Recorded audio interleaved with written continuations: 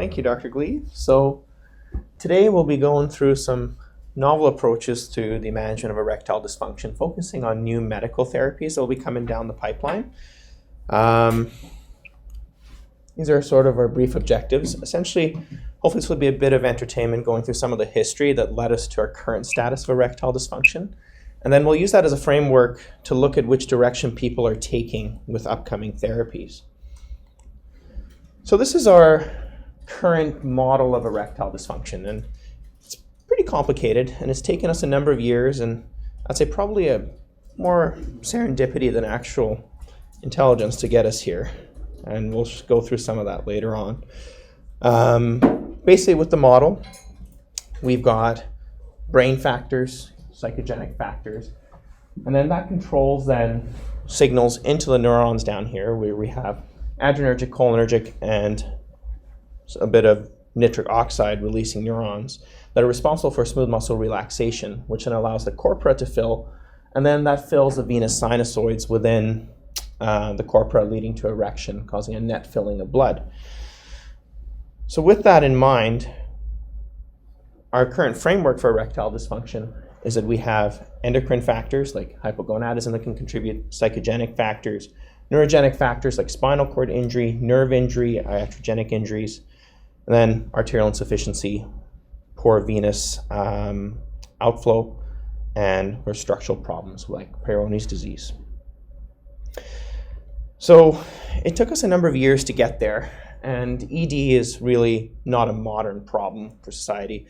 And it goes back to ancient Greeks, Romans, and so forth, who back then thought ED was basically a curse from evil spirits or witches, and therapies at the time tried to circumvent this. People thought wearing talismans from fertile animals like roosters and goats or consuming extracts from their testes actually would circumvent those evil spirits. And if you're in the Middle Ages, if you hunted down the witch that gave you the curse, that was an acceptable treatment. Unfortunately, for some folks in history, like Louis XVI, who really wasn't a very bright leader, he was impotent, and society got a hold of that, and Viagra wasn't around in the time, so they used that against him and used that in rhetoric to fuel the French Revolution. If we go forward to the Victorian era, erectile dysfunction was a sin for masturbation. So treatment actually tried to make people more impotent. So with education around deterring masturbation, and quacks like this gentleman, Dr. Samuel, that made a very popular balm consisting of cardamom, blister beetle secretions, and brandy, and you're supposed to apply that with ice once a day to the testes to improve your erections, but I realistically think this was not very effective. So that was kind of sadly the going mainstream approach to erectile dysfunction. But in the background, there are some players who are starting to tease us apart a little bit more scientifically. So even in 1500s, Leonardo da Vinci thought that erection is driven by increased blood flow simply because an erect penis was felt to be more red than one that was flaccid. Then we have a Dutch physician, Regnier de Graaf, in the 1600s that, interestingly, while injecting fluid into the internal iliac artery, noticed that if he injected it forcefully enough, he could induce an erection in a cadaver. And then, yeah, I know. Probably. Should have dug up the original report, but it would have been interesting to see. So we can see that these sort of little serendipitous things kind of led to the idea that maybe there's a vascular factor at play. And then in the 1900s, people started going after the veins. And this physician in Illinois started ligating deep penile veins and thought he had a 50% rate of return of erections just by doing that. So again, serendipity. But the vascular hypothesis kind of took a backseat because in the early 1900s, people started looking at actually endocrine basis for ED. They thought that maybe there's some mojo that we can identify that can give erections back. And really work by this kind of crooked physician, Leo Stanley, in the 1920s was seminal to this, where he was implanting actually testicular tissue in prisoners in Texas and noticed that there was improvement in their erections and libido by doing that. And with that, in the 1935 era, a Dutch lab actually isolated testosterone, thinking that there was some endocrine factor at play.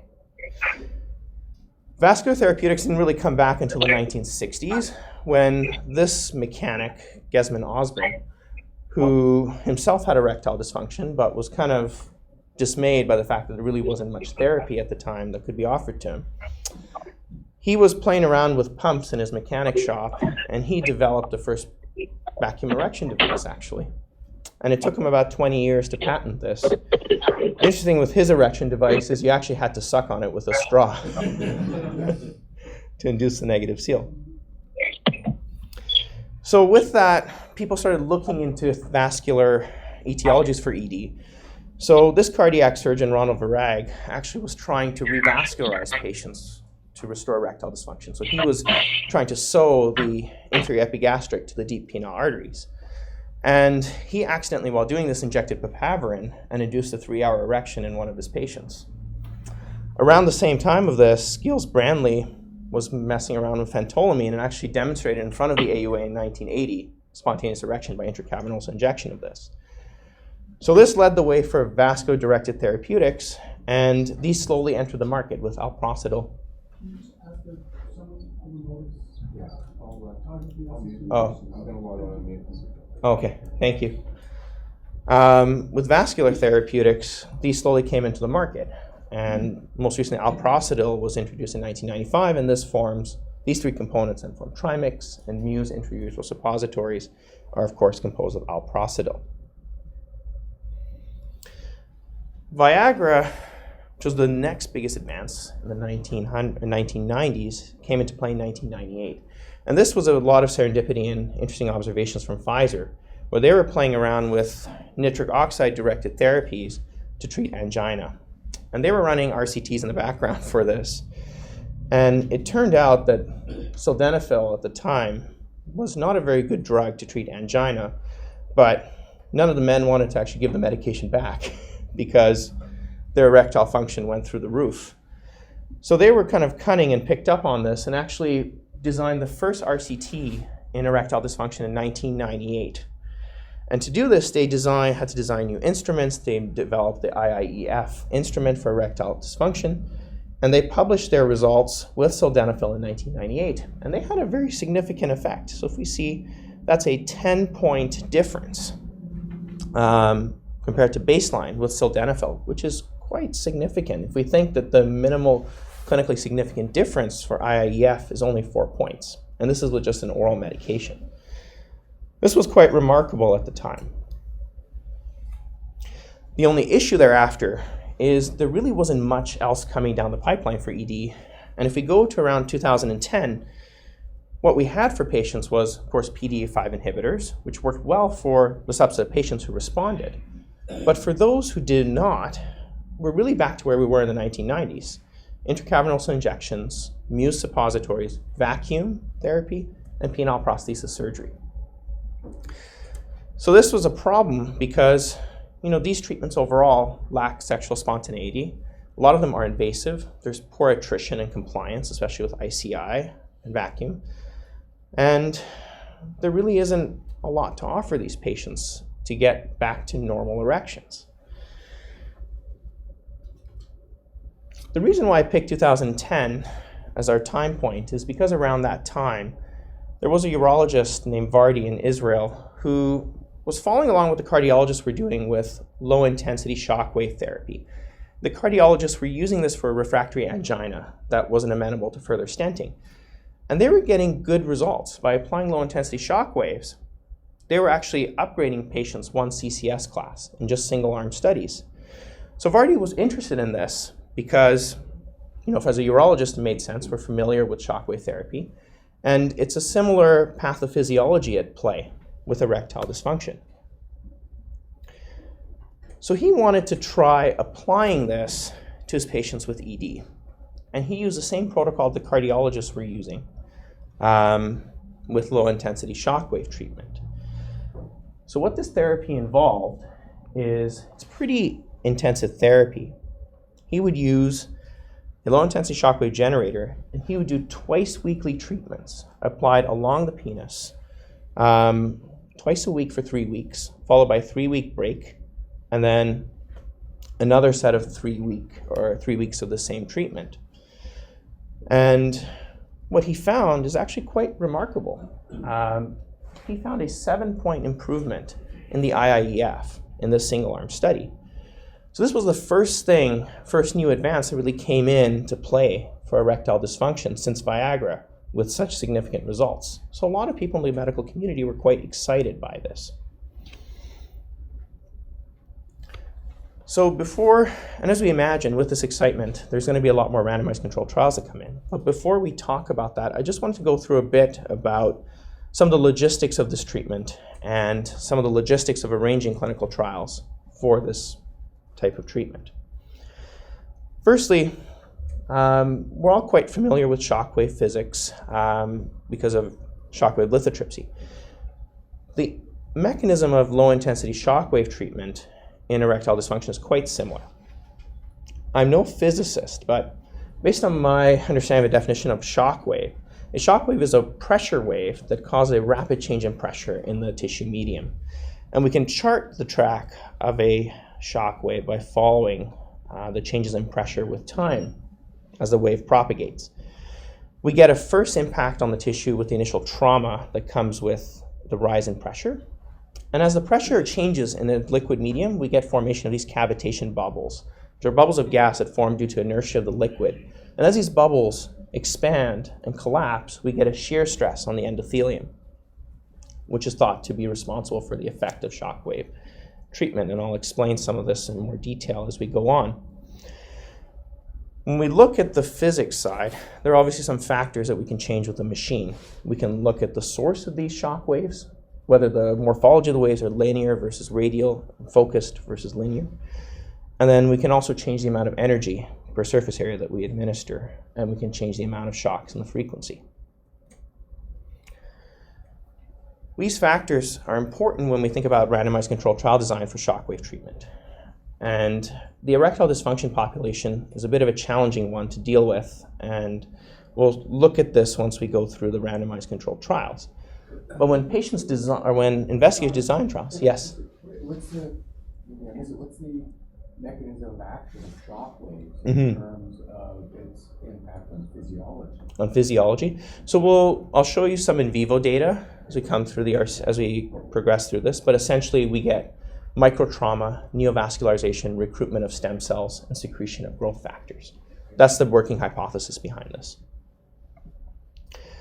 When we design RCTs, we have to look at patient factors, such as how we account for the many different etiologies of erectile dysfunction, how we adjust for whether patients have responses to PDE5 inhibitors or not, whether patients are allowed to continue on PDE5 inhibitors, and how we assess for clinically relevant improvement.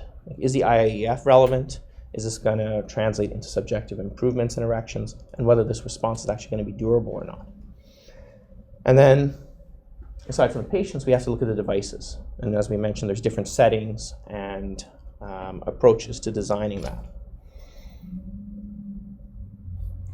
If we look at this chart summarizes the RCTs to date that are sham compared RCTs looking at low-intensity shockwave treatment. And to date, if I did my math right, we have about 8 of these trials. Of these 8, 3 of them are significant and show a significant improvement in IIEF. The issue is, if we look through these trials, there's a fair bit of heterogeneity throughout them, which makes it a bit difficult to compare. So if we go through the characteristics, the majority of these trials are looking at patients with vasculogenic erectile dysfunction and patients who are PDE5 inhibitor responders. But a couple of them didn't stratify for this. A couple of them include mixed patients, and it makes it tricky to compare these trials across. Further, if we look at the different devices, we see that there's a pretty wide spread. And these devices are actually quite different in the morphology of the waves that they produce. So we see that there's 3 trials that give us significant results, and then the rest of them are not showing us any significance. So naturally, with this mixed sort of picture, the next step that we look at is a meta-analysis for these trials. And this is probably the best one to date. And this is a meta-analysis from 2017 where they tried to account for differences in different shockwave protocols. And based on this, we see that the authors here report a significant improvement in erectile function scores with a mean IIEF change of 6.4. So it looks like it's significant, but again, we have to be careful as we interpret this data because there is heterogeneity throughout the different trials. Yes? You said that only 3 trials were positive, but that seems to show an improvement of all the trials except for one. Yeah. So this data, I believe, also looked at abstracts as well. So they weren't ones that were actually published. Yeah. Required to be published. So, I mean, it's. Mm-hmm. Yeah, and it's a bit of a difficult scenario to interpret this data. All of these show positive. Yeah. And you just told us only 3 were positive. Yeah. Is it all the same authors? Yeah, and some of these, like Vardy, that's the other factor as well. Like Vardy as well, these are similar authors and similar groups. It's a sample, and the other way to make something significant that isn't significant is just to increase the sample size. Increasing the sample size in that analysis, you can make it look like it's significant. I don't know if that, is that epidemiologically, is that prevented in an analysis? What exactly is prevented? Well, by pooling the end, Pooling the end, the most important thing that you have to show us is actually quality of the study. Because you can pull anything with anything. So we have to look at the quality of studies. That's why if you want to publish a meta-analysis these days, you have to have a great summary of finding attached to it. You cannot publish a meta-analysis in a good Quackery without having that. So, I mean, this is pretty convincing evidence on that it works. And that heterogeneity of 99.4 doesn't matter. Yeah. Because it's called what we call quantitative heterogeneity. It's not qualitative. Heterogeneity is more important than some of these studies are on this side, some are on this side. This is just showing that the effect size is different, but the effect size are all on one side. Okay. So this is pretty convincing, but to make me a believer, you have to show me the quality of the studies. If the qualities are low, the quality of your meta-analysis is low. Right. You cannot really Yeah. on that. And some of these, again, will not be great quality. Like one of these had a 50% dropout rate, for example, the study Cyrus et al. In 2015. So usually what they do in that situation, they do a subgroup analysis and they take all the bad studies out and see what they have. So okay. That I'm not sure if they did that for a subgroup. And they didn't give you like the table for the study quality. You usually give you a table. That I don't recall for this particular study. Okay. Sorry, yes, Dr. If you look back at that study, it's Journal of Sex Med. It's likely to be that table. That particular journal does, I mean, it's from 2017. So what Karush is wondering about, it's likely to be there. Okay. With that particular journal, there will be a reference diagram for that you could access. Okay. Good to know. Get that. Where were we? So that was the results of this meta-analysis. And then this is just to give you a sense of the different devices that are available and how they're each quite different sources, electrohydraulic, electromagnetic. And a lot of them actually don't have data to support their use in low-intensity shockwave therapy. Cyrus, what else are these machines used for? No, a lot of them are used for musculoskeletal purposes. So low-intensity shockwave treatment used for things like tendinitis, plantar fasciitis, these sorts of things. So that's why a lot of these are available on the market currently.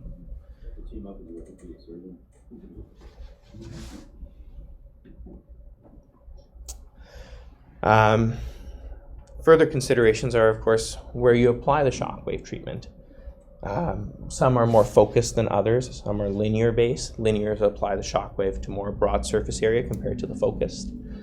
And in the focused, most are applying it along different sites along the penile shaft, but some studies are applying to the crura versus others are not. And we also have to look at how many shocks in total are actually being delivered and how many is going to be optimal. And that information we don't know yet. And there are no RCTs yet which are demonstrating significant differences in protocols with different amounts of shockwave treatment.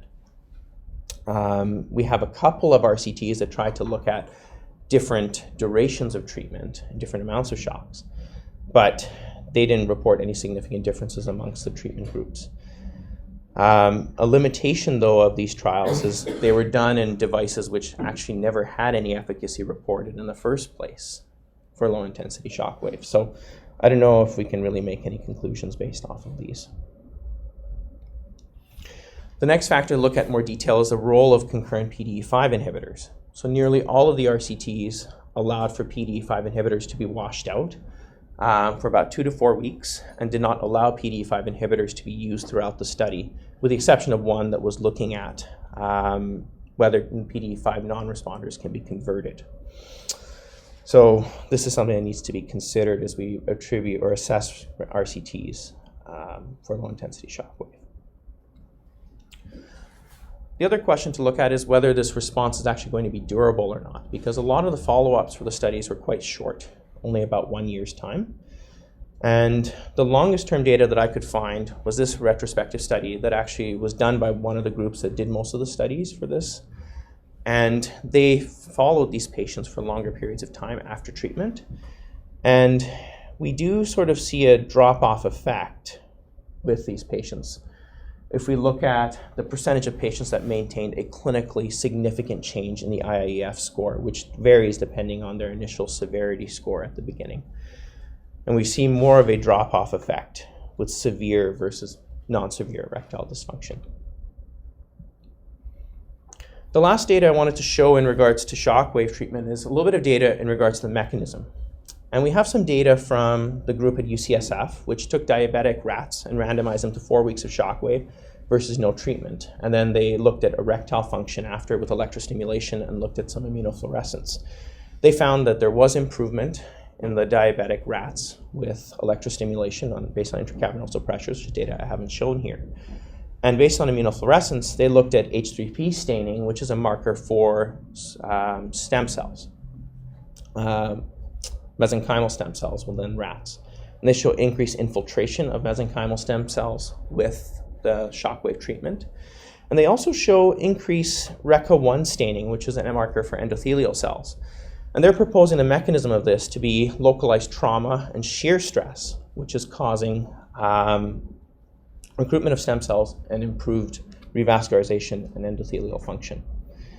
And this figure sort of summarizes their mechanism, where you have a shockwave coming through, you have microtrauma and shear stress on the endothelium, you have recruitment of endothelial progenitor cells and associated neoanagenesis and improved erectile function. We also have some data from an RCT on low-intensity shockwave treatment, which was looking at changes in ultrasound parameters at 3 and 12 months with low-intensity shockwave treatment. And they show significant improvements in peak systolic velocities within these patients, congruent with an improvement in vascular function to the penis. Yes? Just before you leave that Yes. particular study, Yes. tell us about the detail, like how did they do the sham? How did they deem the How sham? did they do the sham? Because a lot of Yeah. these devices, when they're on, Yes. they produce like a sound, they produce a physical, something you can feel, Yes. right? So Yeah, and that was, how did they do the sham? yeah. So that's a very interesting question. I haven't experienced these devices myself, so a bit hard to say, but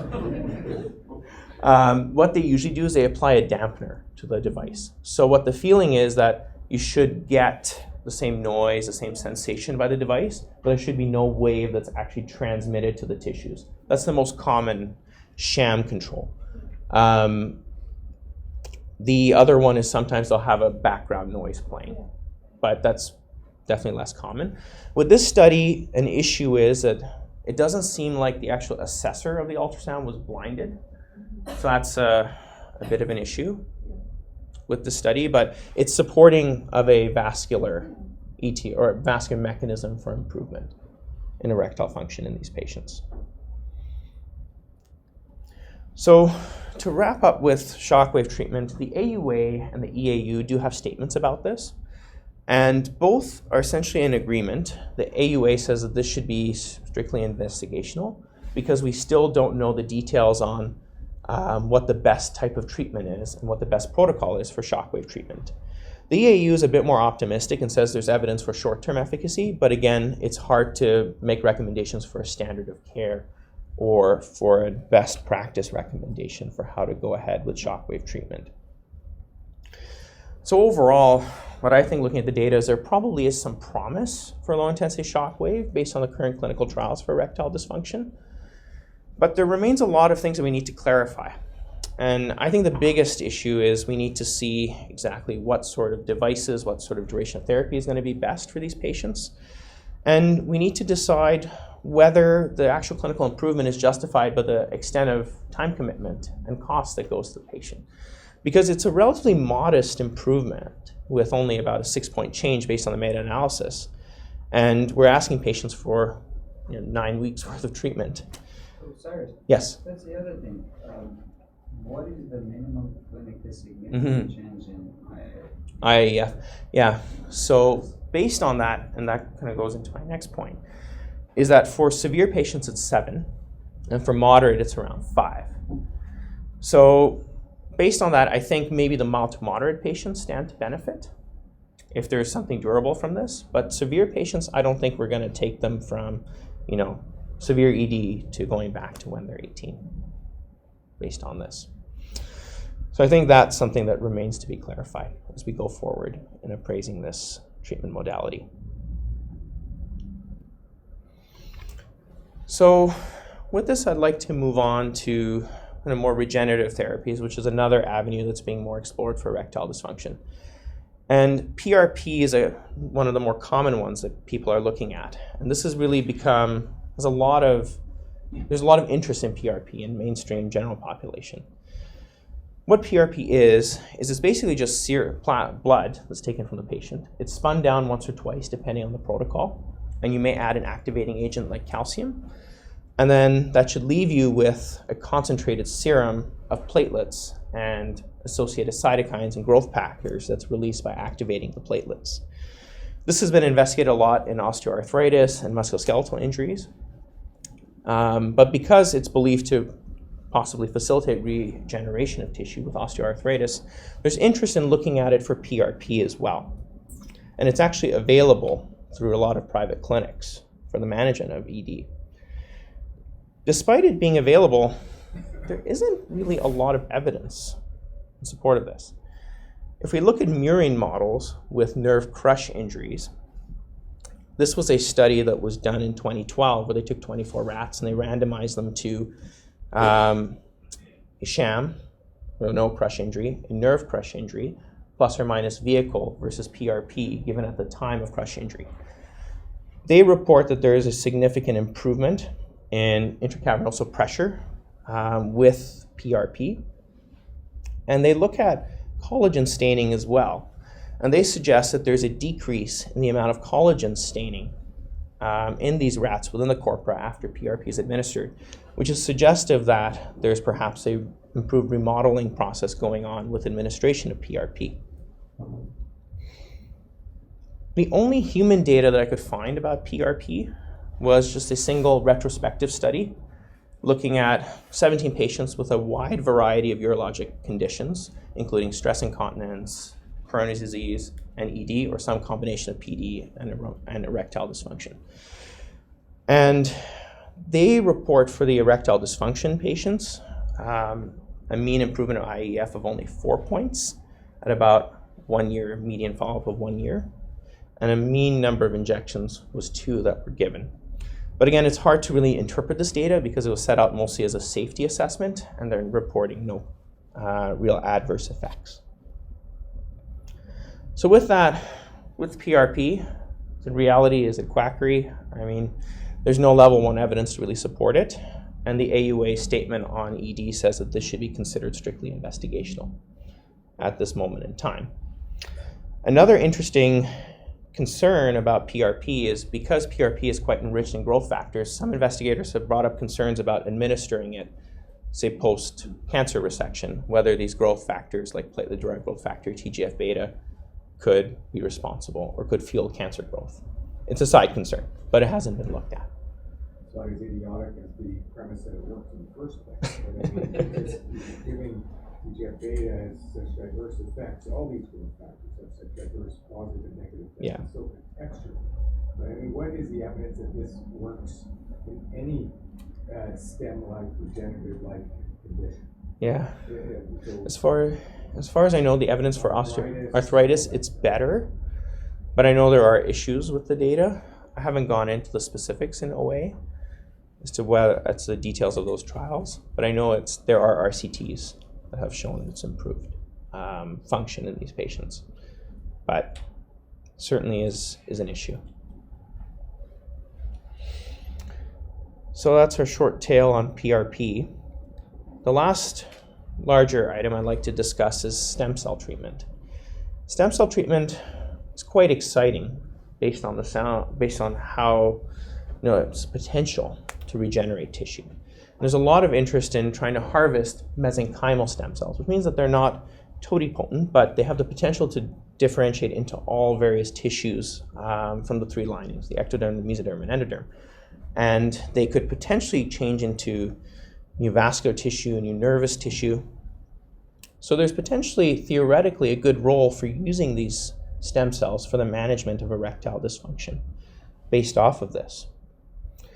The most common protocol that people are looking at for stem cell isolation in ED is to look at adipose tissue. And what they're doing is they're basically performing liposuctions in patients and also animal models. They're digesting the fat with collagenase, spinning down everything, and then basically what's left after you spin it down, you've got a fraction, all these other additional cells and debris that you take off, and then you're left with a fraction that is going to contain adipose stem cells. And with that, you can either culture them or you can use this isolated stem cell and inject it directly intracavernosally. Other options are there are automated devices that are available which can isolate stem cells within a matter of hours.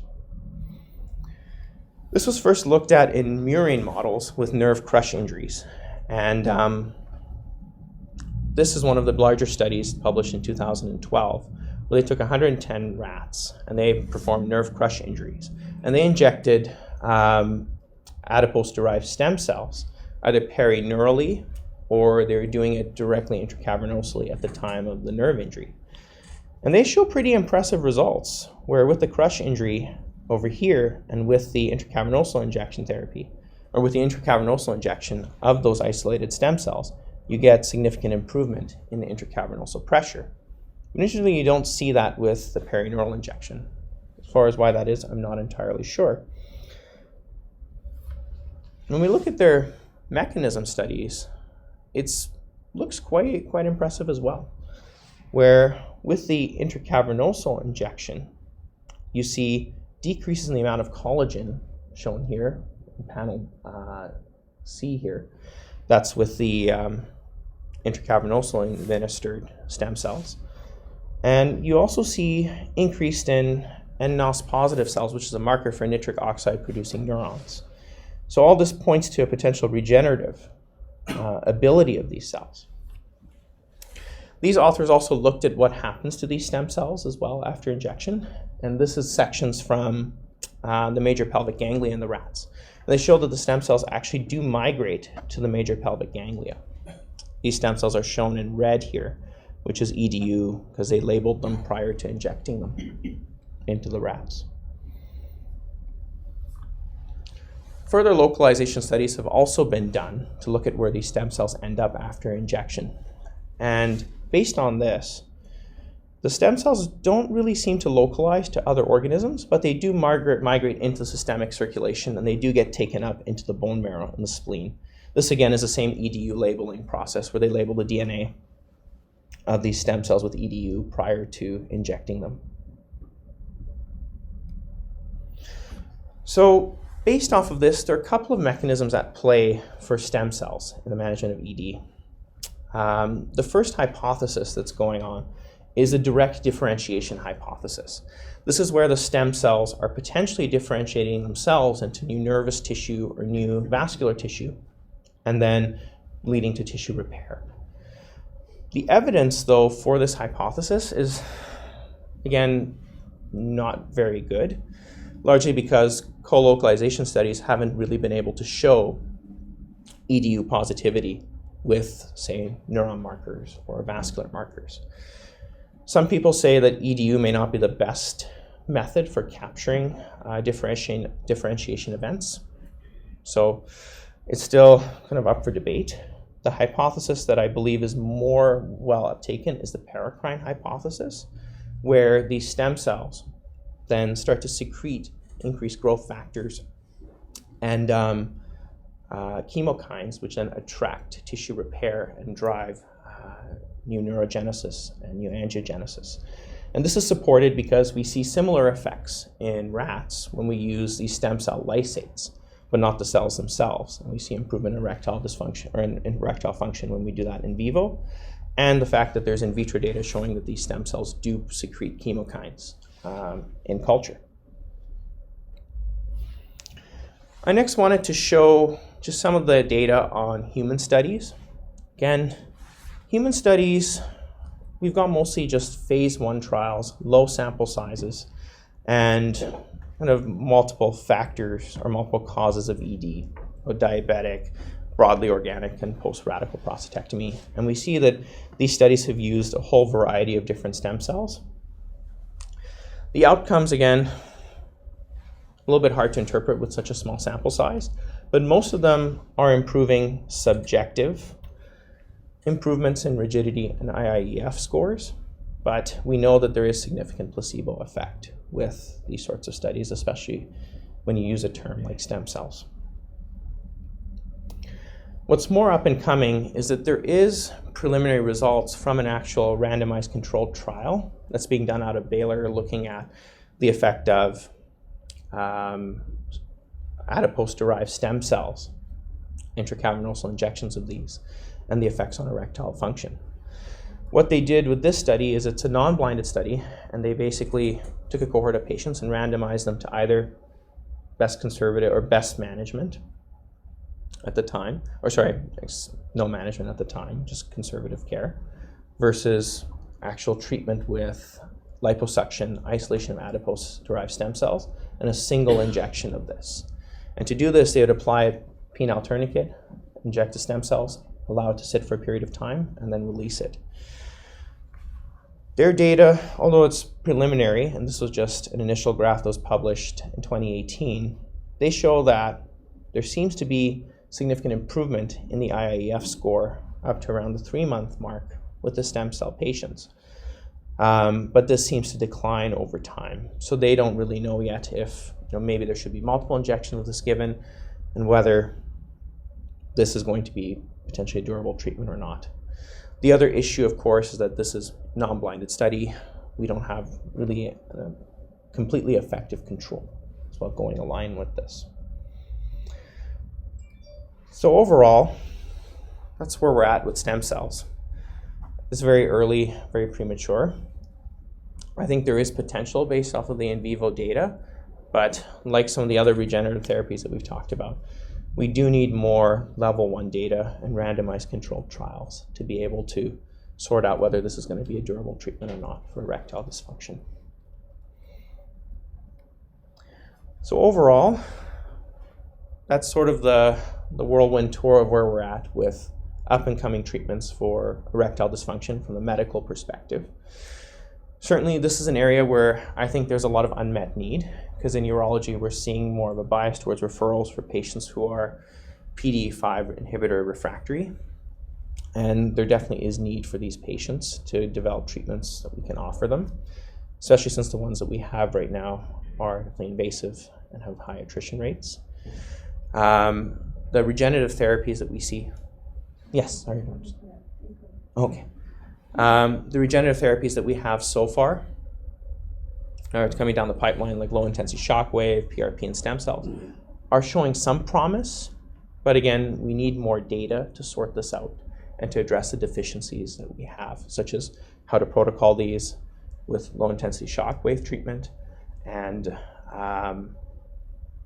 with PRP and stem cells to look at their efficacy. I think, though, understanding the current state of the data is important, because a lot of these treatments are actually available even at the present time and available privately.